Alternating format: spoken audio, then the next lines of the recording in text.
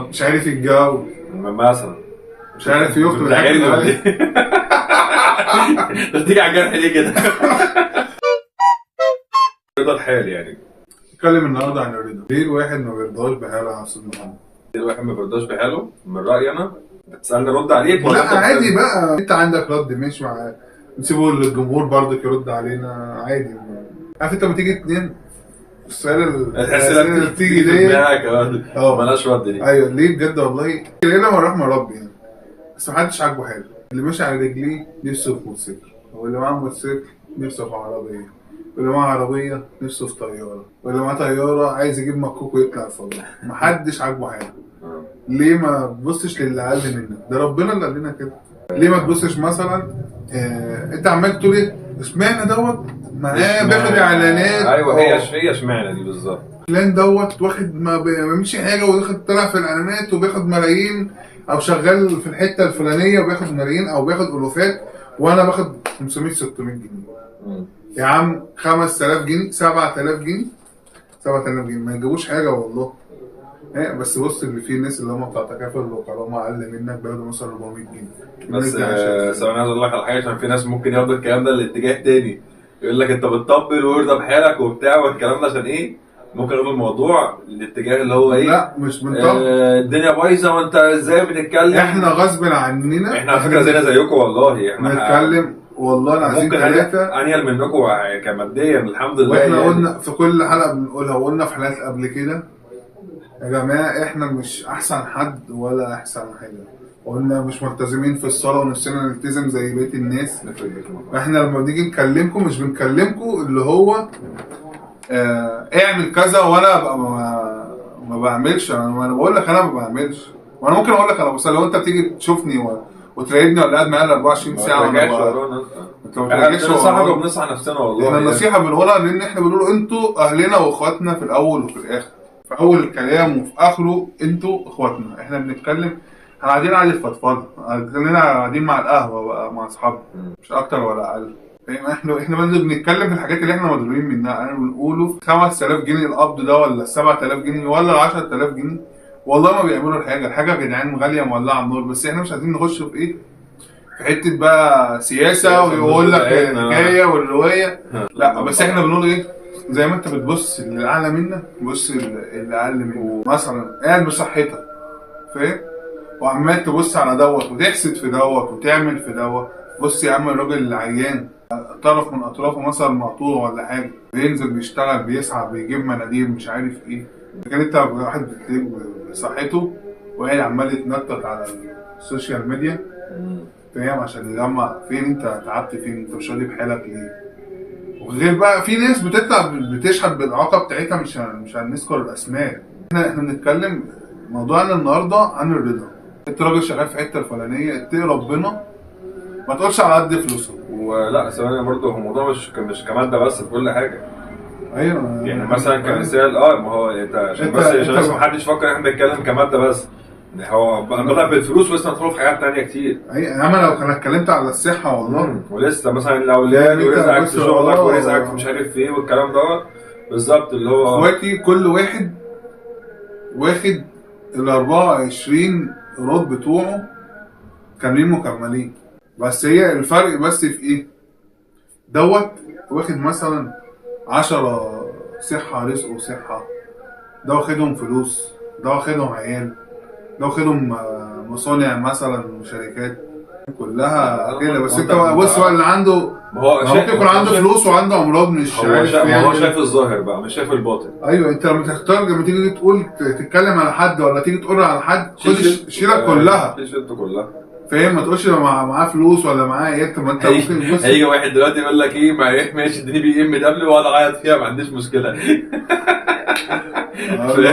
احنا ليه مفيش الفاظ مش هينفع ولا في رمضان. اللهم اني سوري. ممكن تطلع لك واحده ظريفه تقول لك اديني مليون جنيه ولا مليون دولار واروح قاعد عند برج ايفل. زي ما محمد بيقول ان هو فعلا ممكن واحد يكون انت شايفني مثلا بصحتي رايح جاي قدامك كده بصحتي تمام ورايح الشغل جاي من الشغل وفكر رايح الشغل هو ممكن يكون رايح بيدور على شغل ورايح بيدور على شغل وممكن يكون شغال مثلا بس معلش بالكلمه تعرفش مديره مطلع مثلا مطلع سلسفيل مطلع عيني. مثلا كمثال الدنيا حلوه معايا في الشغل وحلوه معايا في صحتي، بس مثلا البيت عندي فيه في كراكيب. مشاكل، بالظبط. مش عارف يتجوز، مثلا مش عارف يخرج. بتعجبني ولا ايه؟ انت بتيجي على الجرح ليه كده؟ اللي هو محدش كامل بمعنى بعدين لك صح. ايه؟ ده متجوز وربنا كرمه. لا يا عم انت شفت انت الدنيا ماشيه ازاي ولا قاعد ازاي؟ ده ام المشاكل بتحصل بسبب قله الفلوس ديت وقله البتاع دوت، وخليني ساكت عشان انا واحد خلاص هيغض والله. لا والله فاهم انت؟ تبقى انت قاعد ما بتعملش حاجه وعيالك يجي يتعبوا، والله العظيم يا محمد، وتيجي تنزل واخدهم رايح بيهم عند الدكتور يقول لك رايحين يتفسحوا. يتفسحوا ايه؟ يتفسحوا زينا يا بعض. واللي يقول لك ده خريبه ويقول لك ده مولعه، لا تخرب معاك زي ما خربانه معايا. زي المكنه. فاهم انت المكنه برضه يا عيني قاعد بتاع شهر مش عارف يحرك المكنه بسبب الكاوتش، برضه الكاوتش، والناس مفكره اللي هو ايه اتغنى بقى ومقضيها اوبر وكريم. الشغل بقى، ومدرس الشغل والدنيا مزعزعه معاه. هو يا عيني مش عارف يغير المكنه، يوم ما جمع فلوس ربنا كرمه وغير المكنه اتكسرت. كان بالناس والله ما كان. وفعلا وحقيقه يعني بدون ذكر اسامي، لو الناس بقى تقول لك ايه ايوه من فلوس اليوتيوب والتيك توك، يقول لك انتوا غنيتوا ورايحين تاكلوا بره. يعني الاكل كنا جايبينه بره اصلا كان فول وفلافل. حقيقه والله ما كملش 50 جنيه يعني. فاهم؟ واتاكل من الجوع اكلناه من غير ما نصور. فاهم؟ قال لك ايه انتوا طالعين على البحر تتفسحوا مش عارف ايه. يا عم ما هو كان طريقنا والله. فاهم؟ يقول لك ايه لا ده مقضيها وعمال يعمل فيديوهات ويعمل حاجات. وما تقولناش ليه وخدنا معاك ومش خدنا معاك. احنا اليوم ده والله نازلين الساعه 8 الصبح ووش عيانين يعني مش شايفين قدامنا اصلا، رايحين عشان مصلحه وما قضيتش الحمد لله يعني. الحمد لله احنا استفدنا بس بصلاه الجمعه كده، كان الجامعه عمال ابو العباس بالظبط. بس هو اللي احنا شفنا بعض بقالنا ايام ما كناش شفنا بعض بقى ولا اي حاجه، ما قضيناش يوم حلو مع بعضينا خالص. فهو مع ان اليوم كان متعب يعني، بس الحمد لله طلعنا منه ايه بضحكه وبتاع هو بس قابلنا بعض بس. هو ده اللي عدى الدنيا. من ساعتها قلنا ايه جت بقى فكره الحلقات ديت ونشارككم معانا. ده من ضمن عشان احنا سرحنا في حته. راجع لموضوعنا بقى في حته اللي هو فعلا الرضا. انت ما بتشوفش اللي قدامك دوت فيه، بتشوف مثلا بيضحك مثلا او رايح جاي قدامك فالدنيا حلوه معاه. لا مفيش الكلام ده خالص. انت ممكن تلاقي واحد يا حمو بينزل بوستات ضحك وهزار على طول بس هو الدنيا بايظه معاه. انت ممكن بيطلع دوت غلب، هو لازم ولو نكد عليك وفضل ينزل لك في حزين هتقول ده ايه ده بيغزل عين. هو يا واحد يعمل لكم ايه؟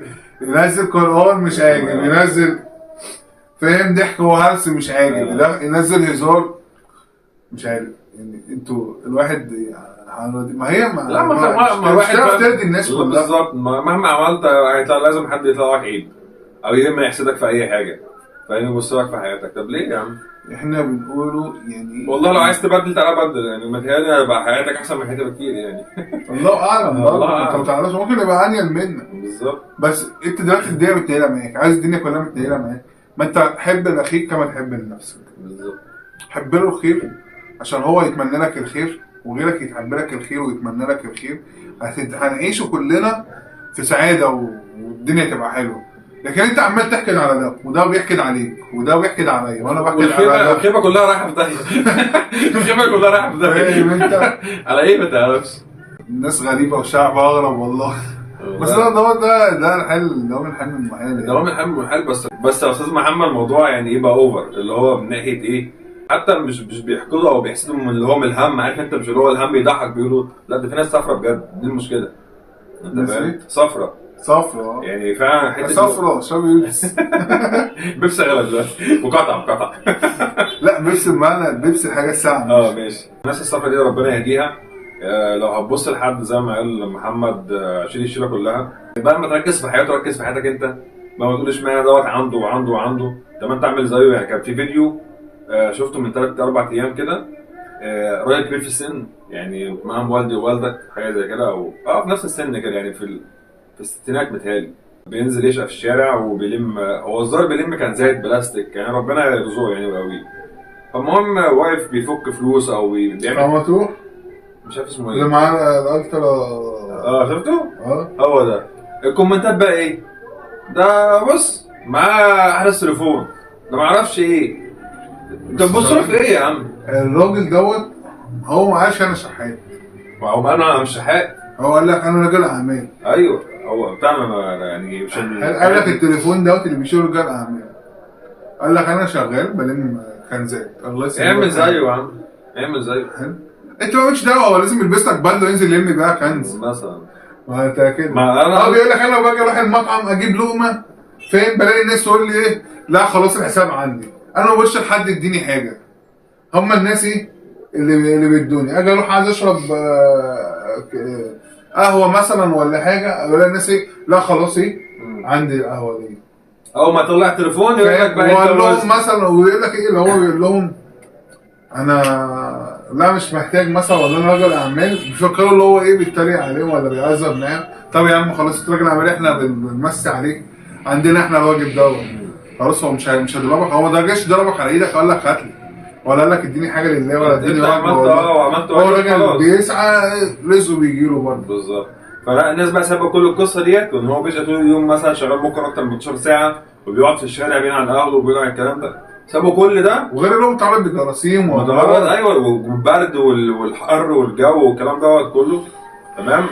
وفي الاخر يقول لك سايبين كل دوت وماسكين لك في حته بص ماسك احدث تليفون. ما يمسك مع حق. هو انا وانت مدينه من جيبك؟ لا. ففي واحد فعلا كتب كده في كومنت واحنا نقطع عليه. قال له بص ده ماسك احدث تليفون انا مش ماسكه. انا شخصيا قلت له طب يا عم انزل اعمل زيه وامسك التليفون بتاعه او احسن منه. احسن منه. وحد ماسكك حد ضربك على ايدك؟ لا. ما تجيش تبقى انت قاعد معتخ على السرير وما بتعملش اي حاجه في حياتك، مجرد بس تعمل سكرول على الفيديوهات وتنتقد ده وتبص على ده وتحقد على ده، وانت اصلا يعني ممكن تعمل كده بس انت معتخ.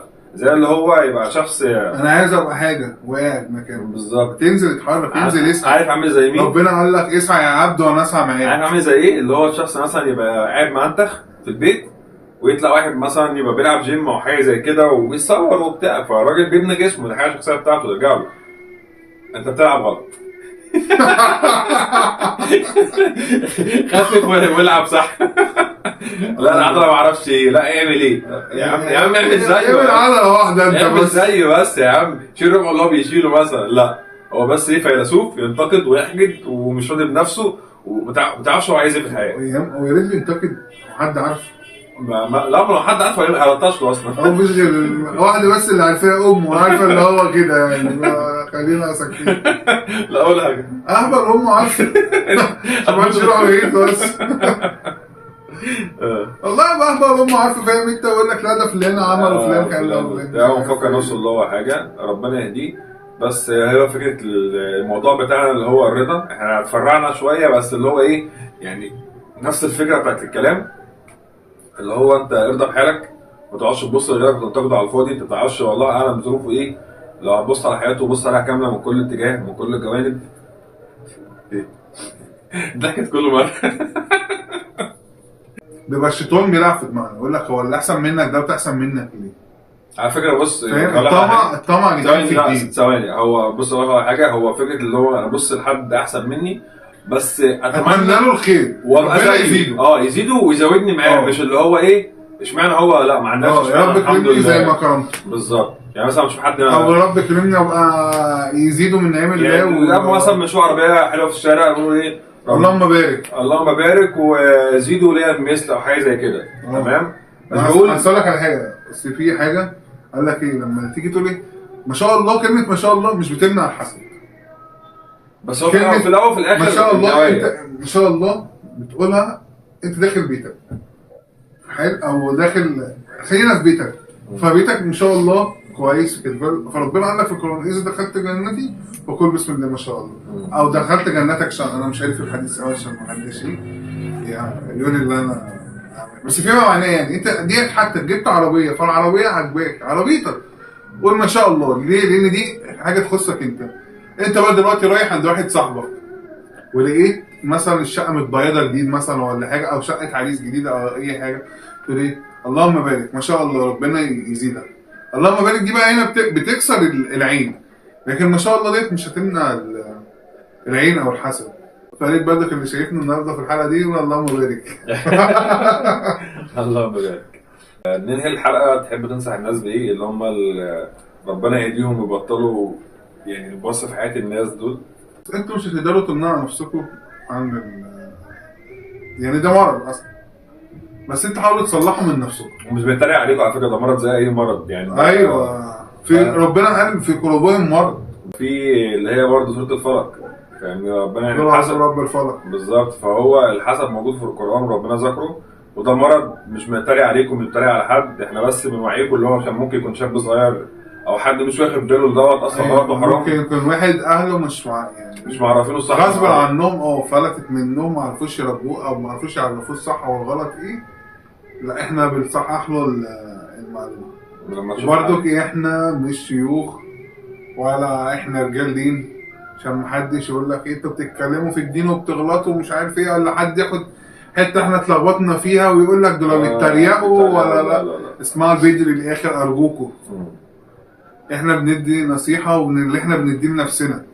ربنا يهدي الناس ديت، واتمنى يعني لو حد بيبص لحد ويحسده، لا يعني يستهدى بالله كده، الحياه خربانه مع الناس كلها، محدش حياته كامله متكامله، يعني الكمال كله لله، لله وحده. لو بتفكر تبص على حد مش عيب مش حرام تبص على حد احسن منك، ودوت يبقى حافز ليك انك تطور من نفسك، مش انك تحقد عليه وانت قاعد في مكانك. تمام. الدنيا مخبطه مع الناس كلها الحمد لله، بس ما تجيش تبقى انت شاب بصحتك او واحده بصحتك ممكن تقدري تعملي شغل من البيت او ما الى ذلك.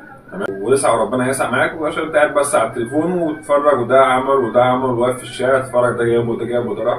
لا ربنا يرزقك يا عم، بس انت يعني صفي النية من جواك وخليك سالك من جواك، وباذن الله ربنا يكرمك. لو ما كانش دلوقتي بكره كمان سنه سنتين، هو ارزاق بتاعت ربنا، ما تستعجلش على رزقك.